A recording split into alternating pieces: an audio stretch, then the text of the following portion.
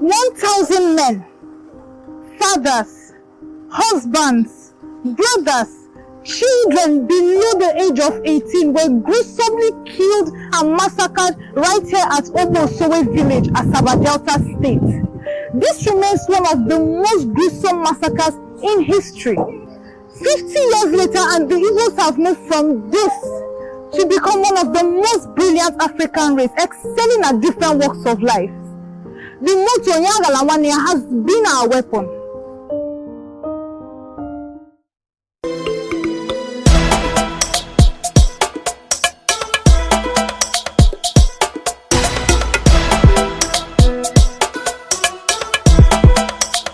You are watching IJE The Journey with Nnenna Joseph.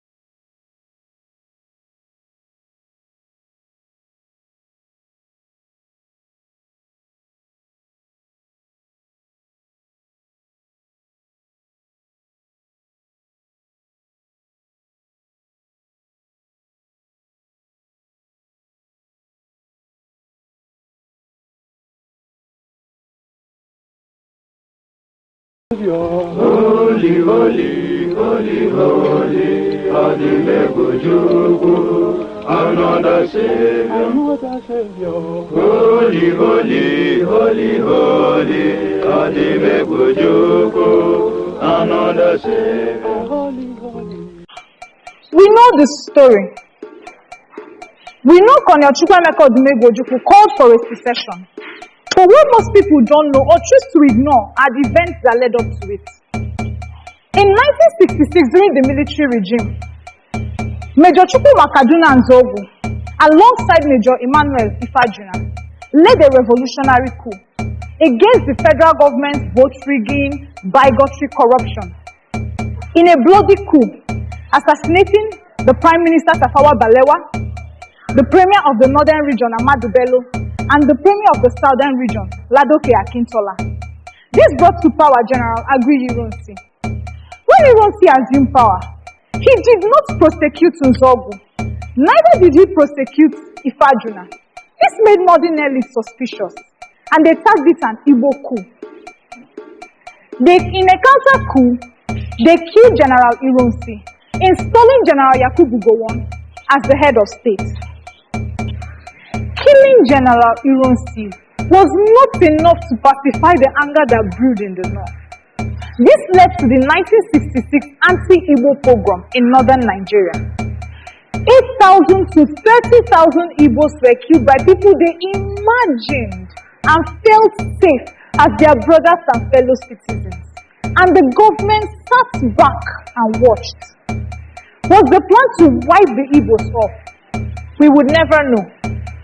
Over 1 million Igbos fled from the north back to the east, leaving behind their homes, their wealth, their businesses, and in some cases their children.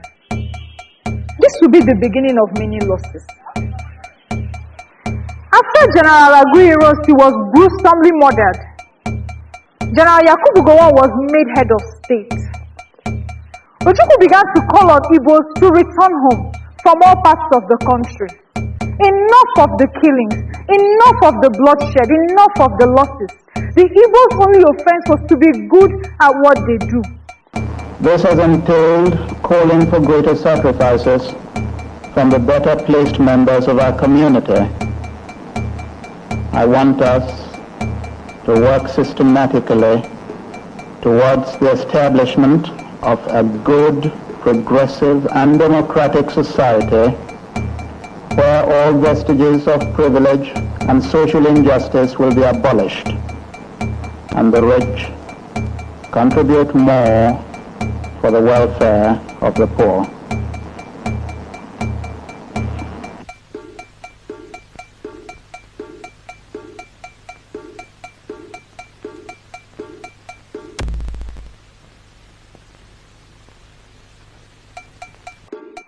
With tension at an all-time high, General Yakubu Gowon and key members of government agreed to meet with Ojukwu at a neutral location. It was said that Ojukwu refused to step foot on any Nigerian soil. This would take place in the Ghanaian town of Aburi on the 4th and 5th of January 1967. Ojukwu set out all the demands of the eastern region: greater political autonomy, greater control of the revenue of the southeast and south-south oil deposits, restructuring the Nigerian army to favor all regions, and abolishing unfair quota systems. It was said that General Gowon agreed to all of these. This was called the Aburi Accord. Surprising, but not so surprising, the Gowon-led administration did the opposite. It further divided the regions into 12 smaller states with very little autonomy. The purpose of this press conference is to enlighten the public on the last Accra meeting of military leaders and to tell the nation where we go from here. Our main concern at the Aburi meeting was how to keep the country together and restore normal conditions. We reviewed the situation in the Nigerian army, and we all agreed that there should be one Nigerian army under a unified command as at present. We recognize that in the context of the events of 1966, the most practical way of achieving this aim is to organize the army into area commands. We did not go to Aburi to write a new constitution for Nigeria.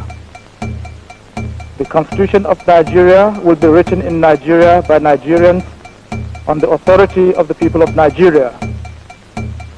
We, however, agreed to return to the status quo ante January 17, 1966. And this is in keeping with my earlier public pronouncement that decrees or part of decrees which tended towards over-centralization should be repealed. We will continue to operate the existing federal constitution and the federal system of government until a new constitution is drawn up. In Aburi, we made an excellent start in the bid for permanent peace, but let us not deceive ourselves that it was possible to solve all Nigeria's problems in the two-day meeting of minds of Nigeria's military leaders. I did say immediately after that conference that Nigeria will definitely remain united. I would never have said so if we went there to fall apart. Nigeria will remain one indivisible country by the will of the people of this country. Ladies and gentlemen of the press, my statement, your turn to shoot. No bullets. This was the last straw. Urged by key members of government like Margaret Ekpo, men of letters, intellectuals, town unions, chiefs, Ojukwu declared a secession from Nigeria and the birth of the Republic of Biafra. There was joy, jubilation, happiness. It was the birth of a new dawn. The Nigerian government declared police action. For Nigeria, this should be over in a matter of days. After all, the Biafra army had shortage of manpower, ill-equipped, no navy, no air force, largely underfunded. But they were in for a surprise. Right here at Freedom Square, University of Nigeria, Nsukka, Ojukwu declared war. This place feels heroic. This place feels nostalgic. Young men were eager to sign up for the army, giving up their lives, their ambitions, their goals, their dreams, to fight for the motherland, to fight for the land of the rising sun. When the war started, the Biafran army had about 3,000 men. As the war progressed, the number reached 30,000. To the surprise of the Nigerian government, the Biafran army proved to be more resilient, withstanding the Nigerian onslaught for 3 brutal years.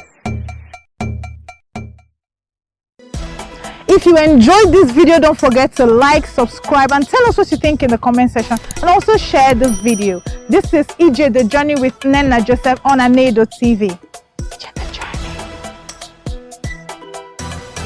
On the next episode of IJE The Journey, Nnenna Joseph and the IJE crew visit the Biafran Army Veteran Home, located at Oji area of Enugu State, to get a first-hand account of the Biafran War and its effects on the Igbo people.